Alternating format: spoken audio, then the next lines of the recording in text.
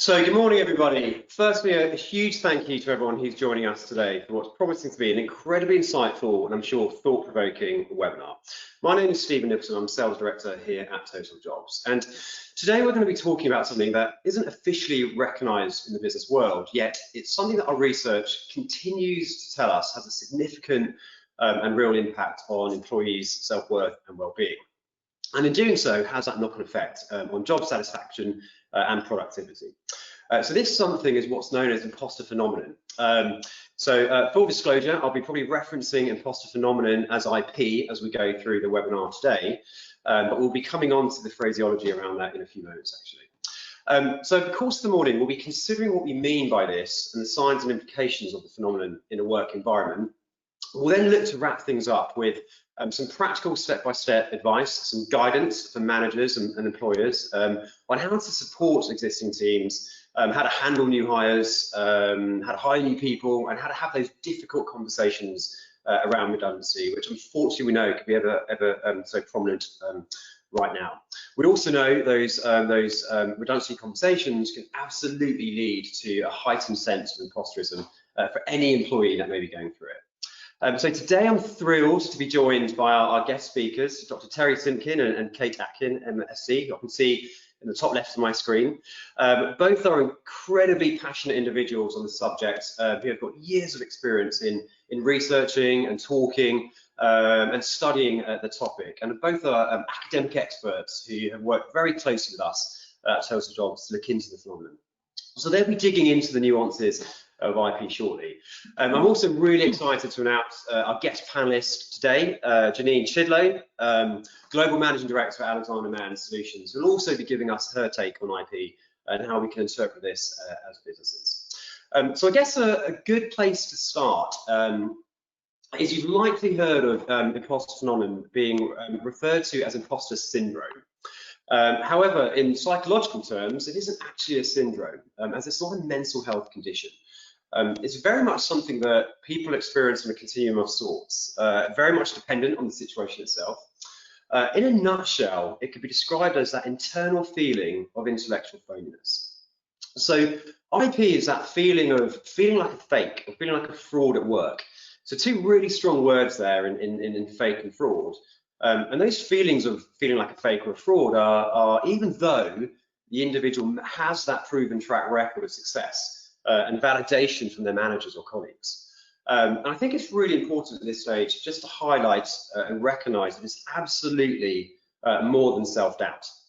So you may have a fear of public speaking, you may have a fear of running webinars, whatever that might be, but experience tells us the more presentations you have under your belt, that fear typically fades with experience. Whereas in comparison, IP is persistent.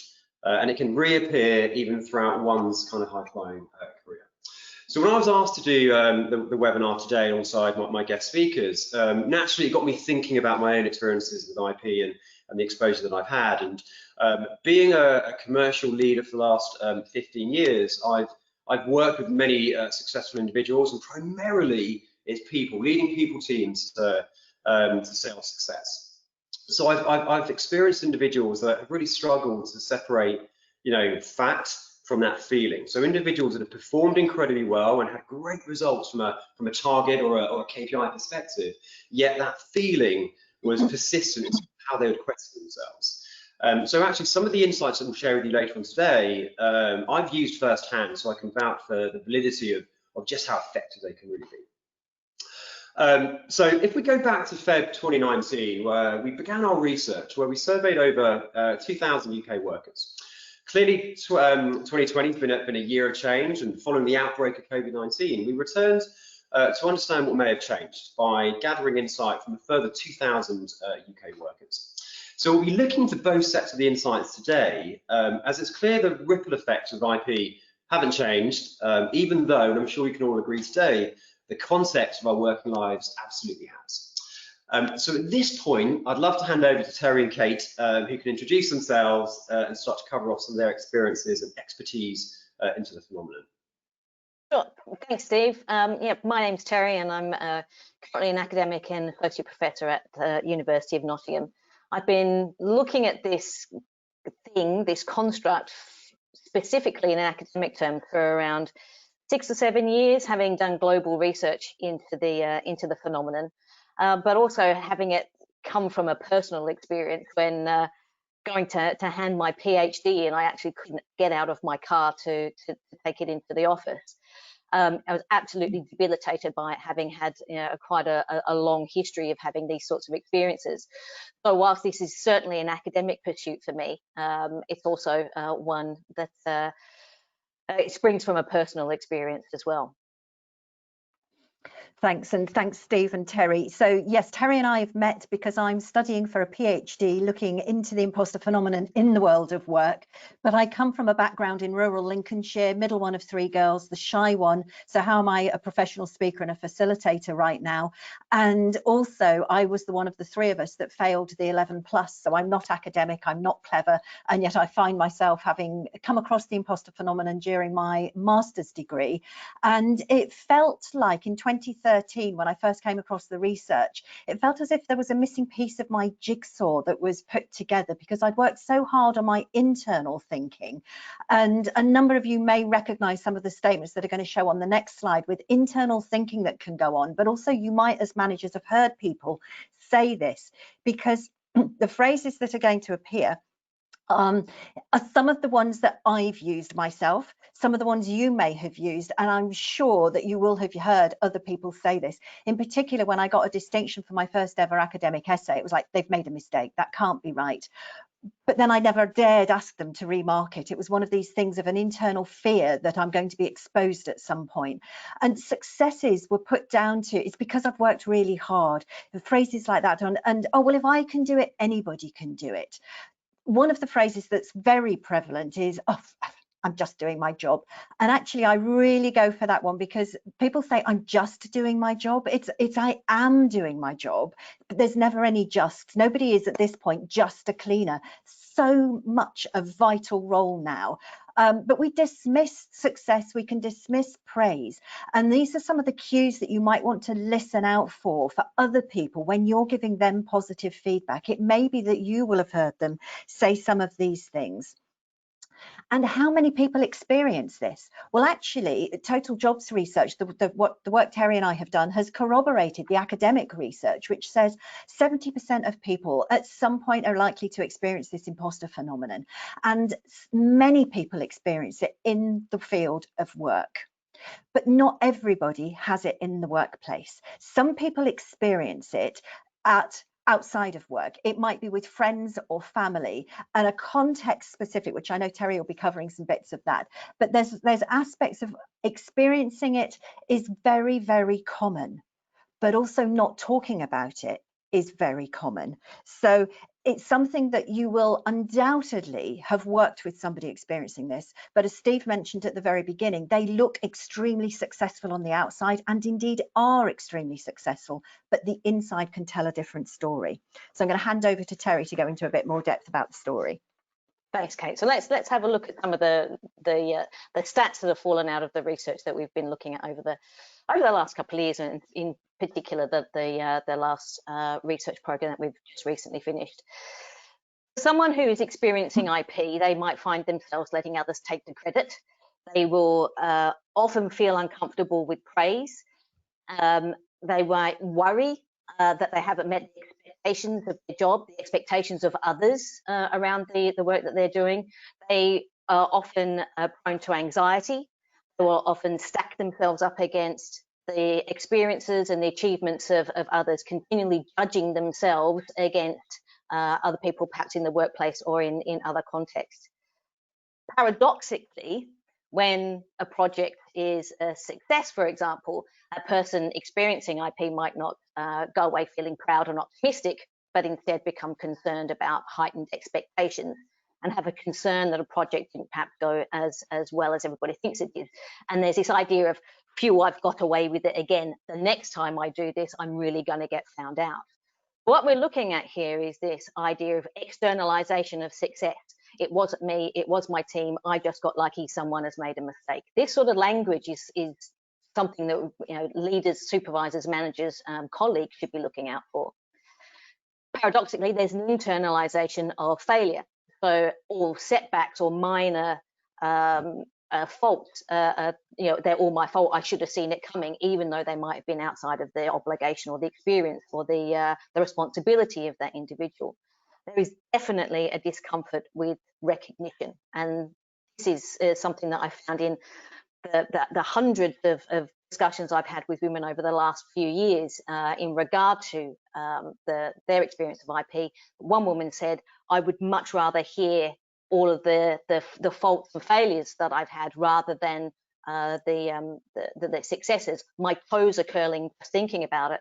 There's also a physical response in that people will often fear this flight or fight response, which of course is associated with stress, anxiety.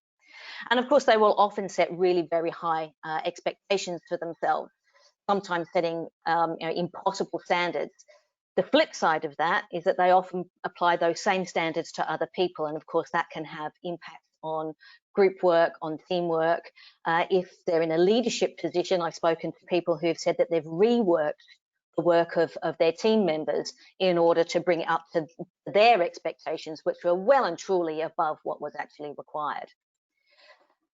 So the cycle of IP is something that makes it different from this concept of self-doubt. Self-doubt is relatively normal. It actually can be quite useful, but the cycle of IP is what makes it difficult to actually get out of. And indeed, you'll hear people talking about, I know that I'm doing this, I know that I'm having these thoughts, but I just can't get out of this way of thinking, this way of behaving time and time again. And the cycle operates in a normative way, that you might be presented with perhaps a new day at work, it might be a new project, it might be a role, and once that comes along, it's woohoo, I've got this new job, oh goodness, now I've got this new job, now I'm really going to get found out, followed by procrastination, self-handicapping, overwork, stress and burnout, and then perhaps the project comes to an end and there's the dismissal of the praise that comes along with that. Next time that comes along, if it was self-doubt, people would go, well, I did it before, I can do it again. IP traps a person into that cycle that happens time and time again, regardless of the track record of success that exists, in an overt and an objective manner that might be stretching for years behind them. So since lockdown, people who experience imposter phenomenon are not likely to see themselves as doing well enough at work. They're also likely to be overdoing it, and the statistics there identify, that people are working longer hours. They're anxious about the work that they're doing. They're less likely to take holidays or sick days because of the fear of being exposed. Because if they go away, someone's going to see what they've been doing, and they'll be scrutinised. And that's a characteristic of IP, this desire not to be scrutinised or to be in the public gaze, I suppose. But this all feeds their anxiety and creates an exhausting vicious circle. These behaviours are not necessarily specific to people with imposter feelings, but people who do experience this are more likely to get stuck in these kinds of behaviours compared to others. So in the long term, this cycle can have a significant impact on mental well-being. Steve mentioned at the opening, the constant need to achieve can result in burnout and missed deadlines. It has wider implications for teams and business in terms of resources, so people will invest more time and energy than they really need to, and perhaps letting other things go by the wayside. And of course, as I mentioned, it can lead to depression, low job satisfaction, burnout, anxiety, stress, and indeed it can lead to disengagement from work, either by leaving the workplace or just becoming much less productive than they might otherwise be. So thanks, Terri. Yeah, if we take it on then and think about then managers who are looking after staff. So Terri's mentioned about people potentially becoming disengaged. If you're managing someone who starts to appear disengaged, who doesn't seem to, or despite the successes, doesn't seem to be comfortable or happy in their workplace, there's an aspect of perhaps having a conversation with them about what's going on behind it, rather than assuming they are no longer interested in their work and looking for a way to ease them out of that particular job. And what was interesting is managers themselves also experience the imposter phenomenon. So it's been mentioned with the success cycle that Terry's been talking about. And the more successful you are, in some ways, that can actually lead to more experiences of the imposter phenomenon. It sounds a little bit nonsensical in that surely the more successful you become, the more you should own your success and the more comfortable you should feel in the role that you have. Well, in actual fact, that's if you're experiencing the imposter phenomenon, because you can tend to put your successes down to something external, such as I mentioned earlier, that, oh, it was nothing, I just worked really hard. Because you put your success down to something like that, you don't actually find that you own your success. And research that Terri and I did with Totaljobs last year showed that 68% of senior managers were experiencing the imposter phenomenon and 78% of the junior managers were experiencing the imposter phenomenon. This stat I find really interesting because the 78% of junior managers could actually have some conflation with people reporting IP feelings and confusing it with self-doubt. If you're new into a role, then it's normal for you to wonder whether or not you're going to be any good at that role. That's healthy. If you're new to doing something, new to a task, or have a new team to manage, how am I going to get on with them? Having a little bit of concern about how things are going to pan out over the next month or so. Very, very normal and extremely healthy. However, if you've been doing a role for a number of years and you still have that same worry, this is where I find the stat that 68% of senior managers experience the imposter phenomenon so interesting, because they are in a senior management position. They've already got management experience. But sometimes with the IP, you turn up to a new job having got the promotion, and it's almost as if the slate's been wiped clean in your head. It's almost as if the knowledge, skills and experience that you've built up over the years doesn't count for anything because this is a new experience. This is something brand new, therefore I'm starting it from the very first time, which is completely untrue, but it's the way in which somebody can feel. And so the comment there that was made by a manager, I felt I was faking it and they realized that I didn't know what I was doing. There are so many people who have that internal anxiety, and it's the anxiety that is one of the main issues with the imposter phenomenon, I think, because it stops people from doing certain things. It stops us from speaking up and from talking about things, but it also makes us afraid of making mistakes. And when we speak up in a meeting, when we do something that we sort of stretching ourselves and wonder whether or not it will work out, the fear of making a mistake can be so crippling for somebody who experiences the imposter phenomenon that they won't stretch themselves. They don't put themselves forward for things. They don't try new ways of doing things. They stick to the same tried, tested routine and have that severe avoidance desire of making mistakes. However, we ought to review mistakes. We ought to look at them very differently. And some mistakes that are made, of course, the results that came out from some research says 38% of people want to do better next time. So making mistakes can give people that impetus to do better next time. But actually a significant number worry about whether they're not capable enough or they struggle with the anxiety to overcome the mistakes. And even 7%, if they make a mistake at work, are inclined to look for a new job, which I think you could well be losing some really talented people just because they fear making mistakes.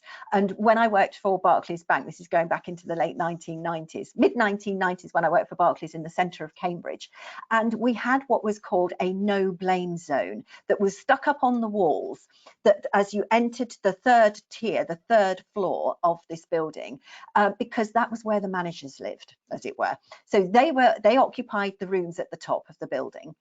And as you walked up the stairs, you are now entering a no blame zone. That's not actually a really helpful way of encouraging people to make mistakes, because blame is one of the things that was still very much prevalent in the eyes as you walked up this. It's like, am I going to get blamed for this? You're saying I'm not, but blame is there in my eyes very, very clearly. And it's really interesting the way in which you can encourage people to make mistakes in a safe environment. So we'll come on to some of that, but I think what we could do more of is we could talk about learnings rather than failures. We could talk, yes, about the mistakes, but actually talk about the learnings that we got from them. That's so much more healthy than actually making mistakes. And Terry's going to talk a bit more about how common it is in the COVID experience as well. Thanks very much, Kate. Yeah, so we find ourselves in a unprecedented has been an overused term, but certainly it continues to be quite a challenging period. And obviously the pandemic is having such a marked impact across all aspects of our lives and even in the ways in which we see ourselves. We've seen a decrease in the number of people who are suggesting that they're experiencing the imposter phenomenon. It's really quite a surprising and a marked finding out of the research that's just been completed. I'm not entirely sure why this is, and to be honest, it was quite an unexpected to see such a marked drop. However, it does bring home the idea that the imposter phenomenon is not something that you have or you don't. It's often reported in social media is that, you know, so-and-so has been diagnosed with imposter syndrome. It actually isn't something that is diagnosed, and it is something that is highly variable, which makes it quite a bit of a slippery construct to have a look at. In that it's one of the key findings of this is that it's contextual. It is one of the key misunderstandings around imposter phenomenon. It's not something that you have or you don't. It is entirely related to the context in which you find yourself.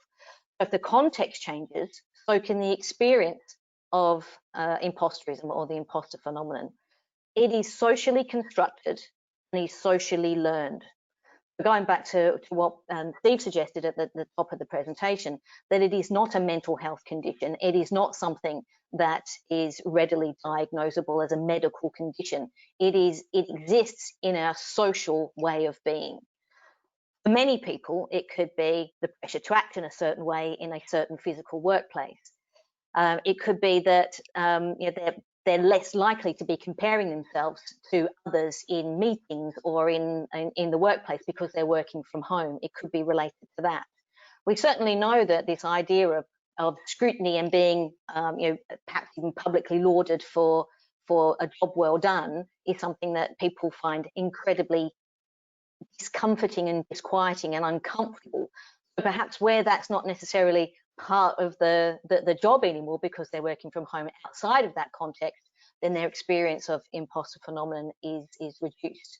It does beg the question, however, that at some point when we perhaps do move back into the workplace, is that experience going to be, you know, will it return in those individuals? However, experiencing IP, those who are experiencing IP, for those on furlough, perhaps who sadly might have lost their work, are making comparisons still. 89% of people with imposter feelings worry that they haven't achieved enough during lockdown. It certainly isn't helped by, you know, those people who've suggested that, you know, if you haven't learned 4 or 7 languages, you know, while in lockdown, you're, you know, what have you been doing with your life? But 82% believe everyone else has been extra productive during lockdown apart from them. So here we're still seeing this comparison, this judgment of self in comparison to others. So, Steve.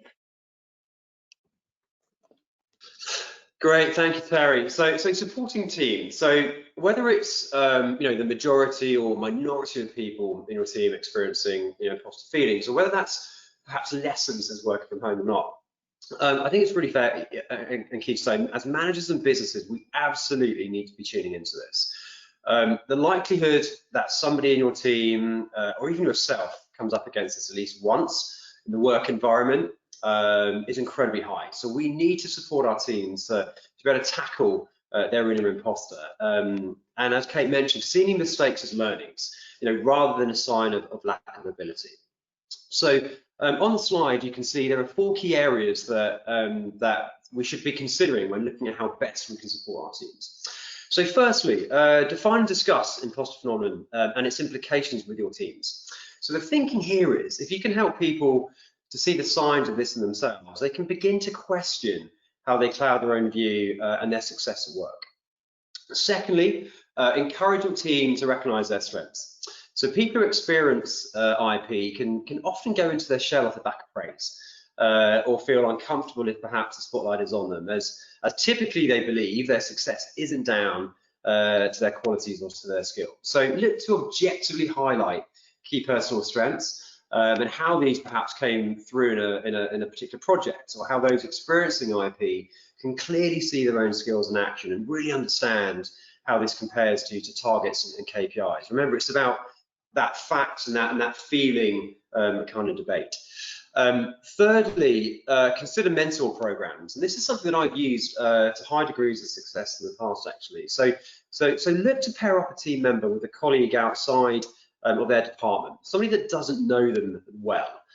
So this can really help people with imposter feelings shift their own perceptions of their own achievements by really hearing that honest appraisal from somebody who's furthest away from that individual. Ideally, somebody that doesn't have any interest in just being nice out of knowing that person. And then lastly, recognize individual needs. It's management 101. When it comes to feedback, it's really crucial to consider the needs of that individual. Don't just assume they want to receive praise or feedback in a particular way. Ask them what would they find most helpful. Evidence continues to tell us and show that public illustrations of praise may have that negative impact on people experiencing IP, as it typically heightens their sense of pressure and anxiety surrounding how others perceive them. Likewise, recognize the way that that team or the individual might tackle stress or a challenging project. If an individual, as an example, is suddenly procrastinating, or if you notice they're working those long hours or after hours, have that gentle conversation about and set those clear expectations as to what is good enough, and ask them why this is, because they might be putting unnecessary pressure on themselves otherwise. So back to Terri. Thanks, Steve. Yeah, so we've mentioned the fact that obviously there are people in our community who have found themselves on furlough, or perhaps having found themselves unemployed due to the pandemic. Whilst we've found that in the last few months, fewer people are reporting experiencing feelings associated with IP, there's obviously that group who are still experiencing it at pre-pandemic levels, and perhaps even on an individual basis, perhaps a more exacerbated experience. For these people who are on furlough, or unfortunately perhaps have made redundant, 71% have reported experiencing IP. These individuals, they can see being on furlough or having their role made redundant as perhaps a failure on their part. Remember, we talked about this idea of internalising failure but externalising success. So sadly, they're likely to be perhaps not even recognising the successes that they've had while they're in work, and perhaps thinking, well, that's all right, I can take that forward into another role, a new chapter, for example. They're more likely to be unpicking all of those perceived failures and bringing that to bear on themselves.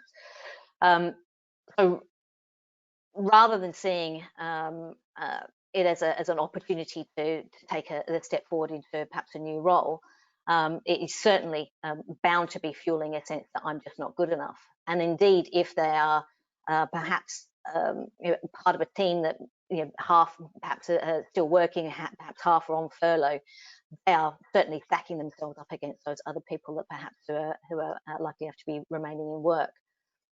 The circumstances are perhaps confirming that inner narrative. The inner narrative is that I'm not good enough, I shouldn't have been in that role in the first place, I've eventually been found out, and that's why this has happened. And that I'm not as good as I should be narrative. So it's making that story true. The external context, the external circumstances are just confirming what that person has been rolling around in their head, perhaps years.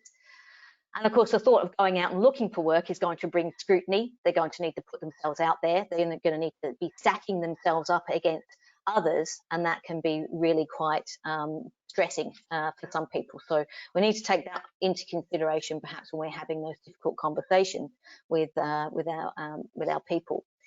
So, Steve, you might want to take up the idea of how to support your staff through redundancy. Yeah, absolutely. Thank you, Terri. So if your business is in a position where you're having to make these tough decisions and make staff redundant, be really conscious of the impact this may have on the way a person may see their professional ability. And the reports out this morning, unemployment is at a 3-year high. It's up at 4.5%. So redundancies are happening. But predictions suggest an increase in redundancies as the furlough scheme comes to an end. Although we're hopeful, the Chancellor's latest job support announcement will help to kind of lower this number. But as businesses and knowing the current market, you know, we really owe it to our staff to do what we can to set them up for employment elsewhere.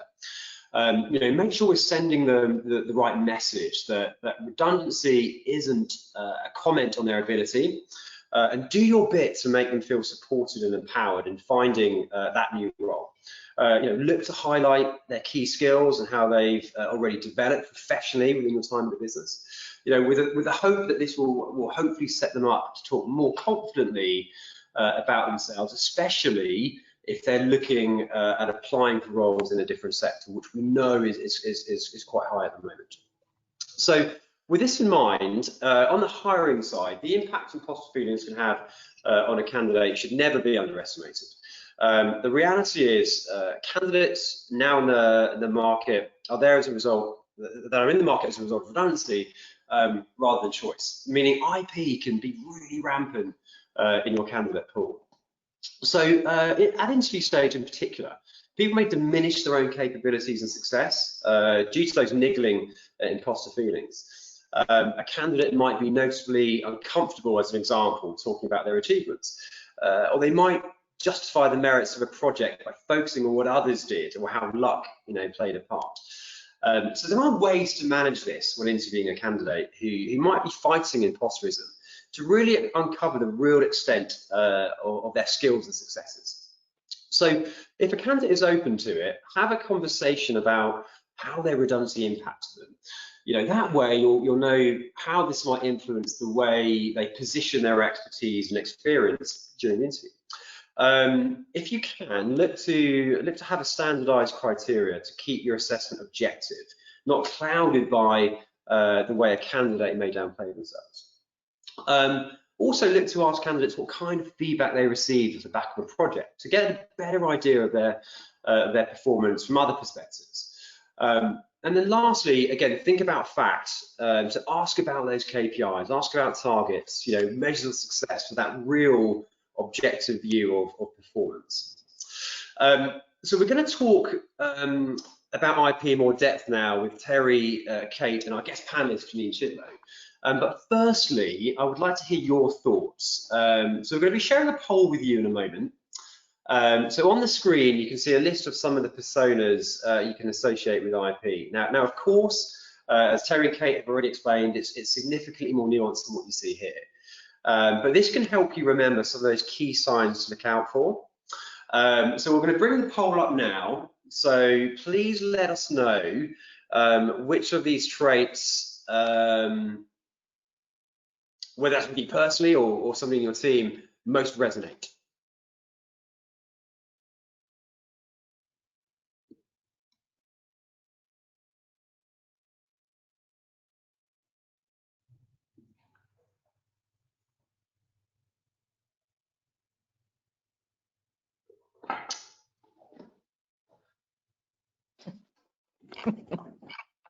Okay, wonderful. So we have the results in. Okay, so at 44%, we have the perfectionist, which is leading the way, and the natural genius down at 2%. So that was the lowest imposter type that's recognised here today. So it's worth bearing in mind the next time you're heading up a project, or the next time you're perhaps giving feedback to somebody in your team that might show these kind of traits. So I'd like to bring Janine Chidlow now, along with Terri and Kate, to talk a bit more about the practical ways of supporting your team. So welcome, Janine. Thank you, Stephen. Hopefully you can hear me. Yes, can hear you loud and clear. Okay, so I'm going to start things off with a broad question. So personally, what do you think is the most surprising fact about the imposter phenomenon and its implications? And I'd love to hear from all of you on this, but Kate, if we can go to you first, that'd be great. I think, well, the thing that surprises me is, why did I not come across this before? Yeah, how come it took me until I was nearly 50 to realise that I've been hanging on to something that I did at the age of 10, which was failing the 11 plus, that's been a thread through my life of then wanting to prove myself and still wondering whether I'm going to get found out. And how come it's not more widely known? How come we don't speak about it more? And I think it's because it's this internal fear of being found out that we don't like to say, oops, I feel a bit of an imposter here. And I love the fact the poll came out as 44% of that perfectionist, because again, from a parenting perspective, if people are parented with a hypercritical parent like my dad was to me, and I love him to bits, but it's just the way in which nothing was ever quite good enough. But you don't, as an adult, realize and separate yourself out from your childhood. So I think it's something that's, for me, it's surprising that we don't talk about it more. But actually, I was totally not surprised and really quite, it resonated with me that 44% of people have that desire for perfection. We must get it right, and we must, of course, get it right first time as well as every time. So that learnings opportunity is something that's, we don't give ourselves space to do, and we should. As adults, we still should. We give children permission to do it, but we don't give ourselves permission to do it. So that's my surprise, really, is why we don't talk about it more. Great, thank you, Kate.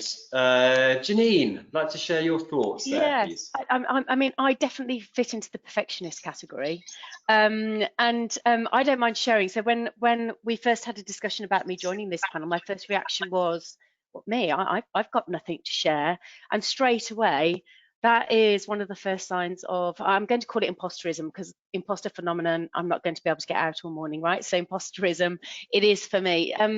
So that in itself is an indicator that, you know, I have feelings. I recognise in myself, through the more I've learned about this, my ability to, I'm a natural extrovert, but my ability to become introverted when I'm feeling that way. Now, if I think about it from a business perspective, and we talked about, through your great research, the impact it has in terms of mental strain on individuals, which, you know, has an impact on employee engagement, motivation levels, productivity, creativity. If you look at that en masse, then it has some real implications from a business perspective, as well as those individuals involved as well. And I hadn't necessarily taken a step back to look at it from that wider perspective, and the importance of unlocking some of the restraints that come with people that have characteristics of imposterism. So that for me was a big eye opener. Great, thank you, Janine. Terri. Yeah, I think when I first started looking at this, particularly what Kate was saying about, you know, not knowing that this is a thing, and indeed in talking to, you know, hundreds of people around the world, and working with companies on this, one of the first things is that people come up and say, I didn't know this was a thing. Just putting a name to it is the first step in actually getting people to understand that this is not something that exists between their ears. And that was key driver for me when I first started looking at this, in that I thought it was all about me. I thought it only existed here, where in fact it exists in the world. It is a socially constructed thing. It is something that comes from our interaction with people and process and structures around us. So be they in our communities, be they in our workplaces. But I think for me, one of the key things, and you know, doing work with Totaljobs and through the academic research, is getting that message out that this is not something that is confined to the individual. And as Janine said, when we start to move out of you know, a post-pandemic situation, we're going to need all the innovation, all the productivity, all the creativity that we can possibly get from our people. And that is something that's going to be diminished if we don't actually start taking this thing seriously as a social thing, not just something that individuals are struggling with. Yeah, it feels like it's like a constant troll on somebody's shoulder, right? Which is inhibiting people reaching their potential. One of the things that also blew my mind was, I think Michelle Obama, when she was promoting her book, becoming, right? When she was doing the circuit tour in the UK, she had one interview where she was really, really open about her personal levels of imposterism on a regular basis. Like, why am I First Lady? What have I done to be here? Why me? And that it was a daily occurrence for her when she was meeting all of these phenomenal campaigners, people who had created amazing things, and yet they were looking up to her. And she felt in this situation was like, why are you looking up to me? You know, I'm half as good as you are.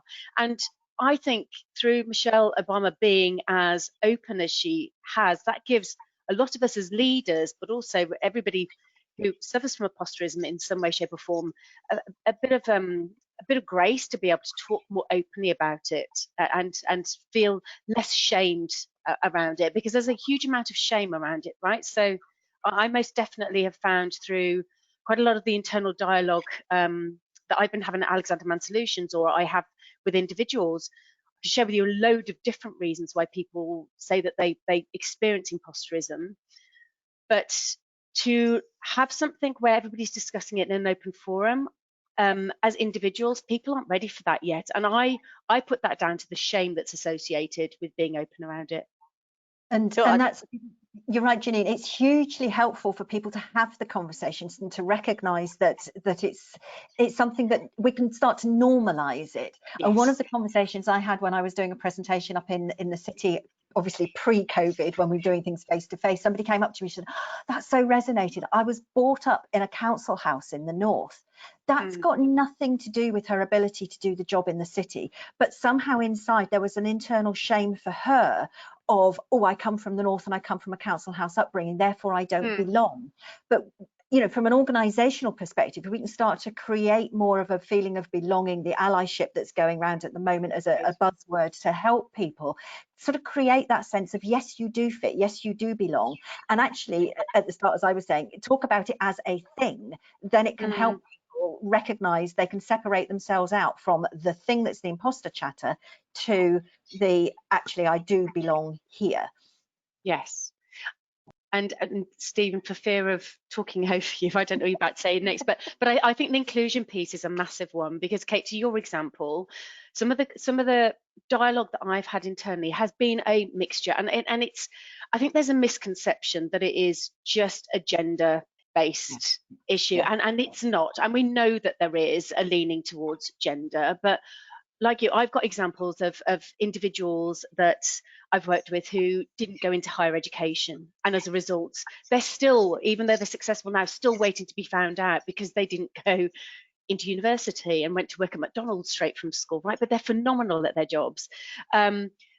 Females returning from long-term maternity leave, and then there's the age demographic, people feeling IP because they're young and they don't know as much as people who've been around for a while, and then people that feel more aged and therefore don't feel as on it from a technology perspective as they're called the whippersnappers. And then I've also spoken to an individual in our organisation that entered into an environment where, of a certain ethnic minority, they were the only individual with a strong cultural background, and the lack of inclusion made them feel like they didn't belong, and we're crossing boundaries a little bit around inclusion and belonging, but it made them feel that, again, they experienced it as imposterism, that they shouldn't be there. And that again has this knock-on effect, particularly in the business world, right, of people, if they don't feel like they belong generally, but add imposterism into it, then you start to see attrition, and you're not creating an environment culturally where you're getting the best out of people and making people feel like they truly belong. And I think imposterism is just something that is not spoken about enough. No, and I do think, sorry, if I just make one point, because what Janine said is really, really important, is that A, it's not a gender construct, although it has been sort of put up as, oh, it's just something that women get. That's absolutely not true. B, it is any point of otherness. So for me, it was social class, very similar to Kate, you know, and my first degree was got because I felt that I needed to have a degree to do the job I was already doing. I was so finding this, you know, finding the qualification to say, okay, you're legitimately doing the job now. However, one of the other things is, and you mentioned the experience of Michelle Obama, it's that paradox again, is that it's fabulous that people are talking about it, people in the public eye are bringing this to the fore and explaining that, you know, their experiences. But she also said this is something that you need to live with and you never get over it. And it's like, so not true. So there's so much social media myth around what this construct is that, you know, we need to start talking about it more, but also talking about it from an evidence base rather than taking these social media clips, you know, I've been diagnosed with, you know, imposter syndrome, or you can never get out over it, or it's just something that you need to live with. There is so much misinformation around this and bundled up with a whole raft of other concepts and constructs such as self-doubt that I think people are having difficulty unpicking IP from a whole raft of other things. So this type of research provides a really good, clear picture of what it is, but also what it isn't. And I think that's really you know, fundamental to take this conversation forward. Brilliant, thank you for that. And Terri, just picking up on something you just said on gender, if I go to my next question, we've got a question from the audience asking the different, you know, is there a difference between males and females in the stats, and then asking about personality differences associated with those who experience IP. So do we have any differences in terms of statistical stats to share? There's research that's been done previously. So there's about 40 odd years of academic research on this construct.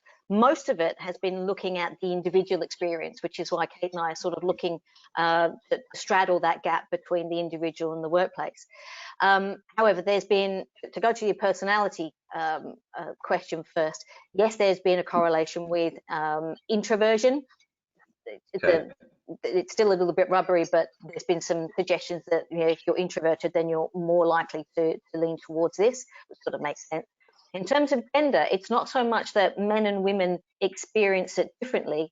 Again, we come back to this social space, that if in the social, in the workplace, in the community, women and men are treated differently. And I come back to the point that Janine was making around EDI, equity, diversity and inclusion, that unless you actually strip out those structural issues that are putting women into a position where they do feel other, then you're going to see this coming out in women. However, it's also going to be the same for people who are coming from different social backgrounds, people who you know, perhaps have cognitive diversity, that, you know, may well have you know, that may well be neurodiverse. So it's any point of otherness, but of course gender is the one that is much more likely to be more visible. And it's certainly been on our agenda from the EDI perspective for a long time. So in answer to the question, no, it's not a gendered thing. Women are more likely to experience it where they feel other, and of course that's, you know, a social construct that is something that we have built inside our communities and our workplaces. Okay, great. Thank you, Terri. So we've touched on, and I'd like to sort of bring it to kind of, you know, be quite current at the moment. So our latest round of IP research shows how much being placed on furlough or sadly being made redundant can really intensify imposterism. And we focus on signs of IP at interview stage and following redundancy. So the question is, how can we support our teams returning from furlough who might be experiencing IP as a result? Any guidance, any advice, any suggestions with regards to furlough and redundancy? I'm happy to start, because it's something that, you're right, it's really, really current. And one of the things that is quite a new term for me actually, and I hadn't really thought about it until one of my colleagues had a conversation with me. It was actually somebody that's working for me, and explained that she was feeling extreme feelings of survivor's guilt. And that was, you know, was one of the individuals that had been placed on furlough, came back from furlough, but then had naturally seen that there were other individuals that hadn't been so lucky, and friends outside of the workplace as well that hadn't been so lucky. And that all of a sudden had triggered feelings of imposterism. We identified it as feelings of imposterism. And I think that in itself, that this is really topical, because I think this is, as it was called out, is going to become more and more prevalent.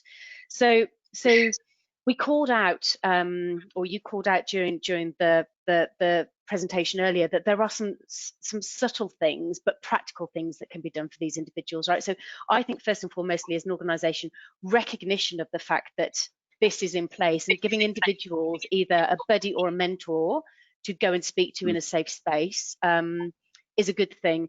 One of the things that through my internal conversations I've had as well is realizing that people that, as I mentioned earlier, that are feeling imposterism don't necessarily want to be disclosing it in a wide forum. So where you might have time to talk sessions to talk about all things D&I, with imposterism, actually, it's quite a private thing until you get your culture to a place, I feel, and that's where I want to get to, where people feel much more comfortable and open about it. And then you can encourage the practical steps. But you know, from a learning and development perspective, the tools that can be put in place on an individual basis to help people to overcome where they feel they may have some gaps, but also I think as a leader to work with individuals in lowering their personal expectations, particularly if they're in that perfectionist bracket and they're aiming for the stars, and even when they reach for the stars, it's still not good enough.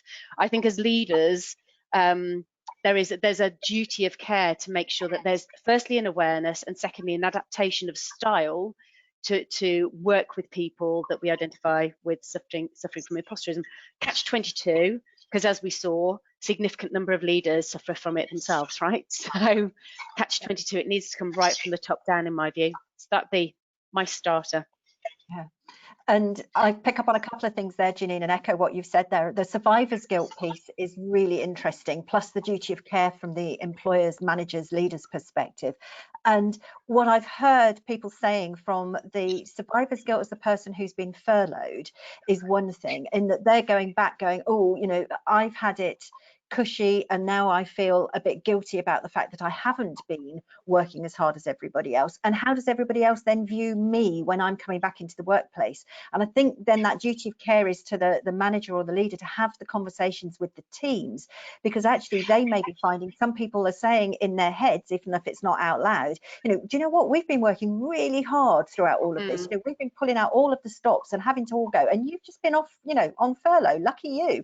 And actually there's a whole tension between those two things that aren't necessarily wholly linked to the imposter feelings, but it's linked to the way in which people feel comfortable in the workplace. So has a link to imposter chatter, but not a direct necessarily link. And making sure you have those open and honest conversations about how people are actually feeling. And you're right, Janine, not everybody wants to do that in a large forum. It's about creating small conversations with smaller groups, but really listening out, which it can say listening to what's going on in the workplace now, but actually that can be also really hard, because even when people come back to work, they're not necessarily in an office. So how do you get to hear what's going on? And to my mind, one of the things, Teams meetings and these sorts of webinars, training sessions are great, but they don't substitute for the one-on-one chats. And now just picking up the phone and having a quick conversation can make such a big difference, because it's not like organising a structured meeting. So something like that can be really, really important to help people feel as if they're cared for and belong. Yeah, if I can just add very quickly to that, all of that is you know, absolutely consistent with what we would expect to see in a workplace that is supporting people who might be experiencing IP. But it's also the language that you're using, and you mentioned listening for the language. I shouldn't be here. I just got lucky. Well done on that project. Oh, it wasn't me, it was my team. So listen, I'm lucky to be here. I'm lucky to have a job. You know, all of these things around externalizing, you know, why it is that I've come back to the workplace. But also on the flip side, when you're talking to individuals like this, make sure that you're not using hyperbole. Oh, it's so fabulous, you're back. Oh, it's really, you know, you're going to just be brilliant at doing this thing. Not using objective language is a red rag to a bull to IP. So making sure that you're back because, you know, you've got the qualifications, you've got the capacity to bring these. Here is the evidence that highlights all of that track record that you're bringing with you, because it's unlikely that the person who's experiencing IP is going to be recognizing all of the stuff that's on before, particularly if they've had a significant break from the workplace. So watch the language and listen out for how people are actually talking around their experiences when they actually do come back into the workplace or back into work. Yeah, and listening to what you're saying there, Terri, also highlights one other thing that we haven't yet mentioned, is that importance of acknowledging and recognizing people's strengths. So when you give feedback, you can give feedback and say that was a great job. That's useless feedback generally, but also great job, fantastic job, amazing job, absolutely hits the IP's red button. So it's actually saying, you know, I see you use this strength whilst doing that, and it made it work really well. And if you can talk to people in terms of the strengths that they're using and they're displaying and that they bring into the workplace, that can be really helpful in supporting people to recognise that they do belong and that their IP can get not quite kicked out, but actually lessened at least. Something more tangible, right? That's chips away at them believing in their capabilities and their skills. Yeah, exactly. Rather than the troll on the shoulder. Yeah. And that's just good leadership and management, really. Yeah. Brilliant. And it actually answered one of the questions I was just about to ask around, you know, we know the feelings can intensify, you know, as a result of lack of representation at certain levels across, you know, businesses. So highlighting strengths, you know, is a key way of highlighting how, you know, individuals are deserving of what they've achieved in their career, which is great. I guess a key question I'd love to ask all of you, you know, what one thing should businesses take from this research? If you could choose one, I'd love to hear from all of you. Yeah. Oh gosh, I've got a few things.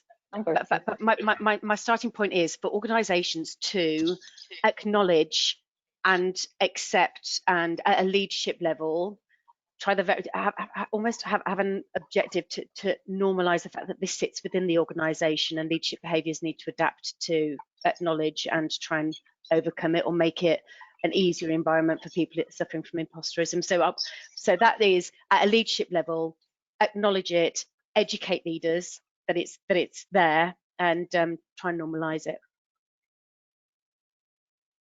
Okay, brilliant. For me, it would be to be looking at an evidence base. There's quite a lot of material out there that is robustly researched. Sadly, it tends to get a bit buried by the social media spin.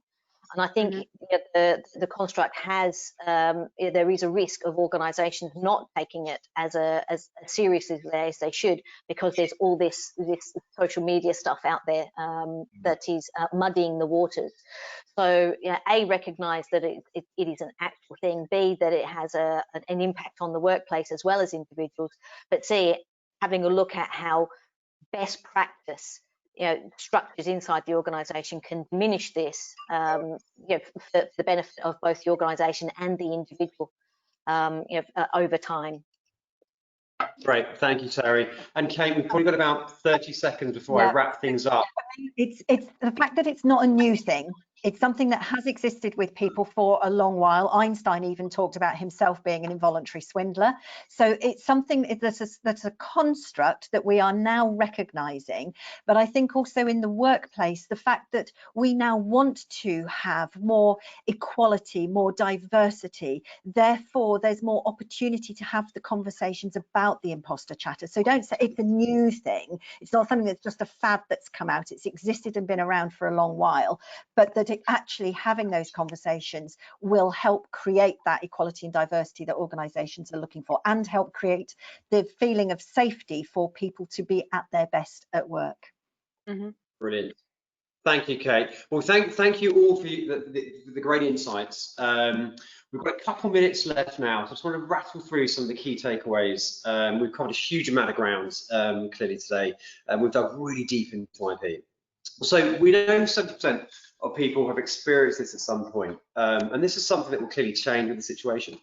Working from home for some has meant more confidence, and we know while this will stay a way of working for many roles for the foreseeable, you know, take this into account when teams are back in the office or back in site to see how this might alter experiences of IP. Again, look out for that brushing off the praise or self-imposed pressure and high expectations. And while we're at home, look out for people working longer hours and attempting to get too much done. All of these have wider implications for stress, anxiety, and well-being as a whole.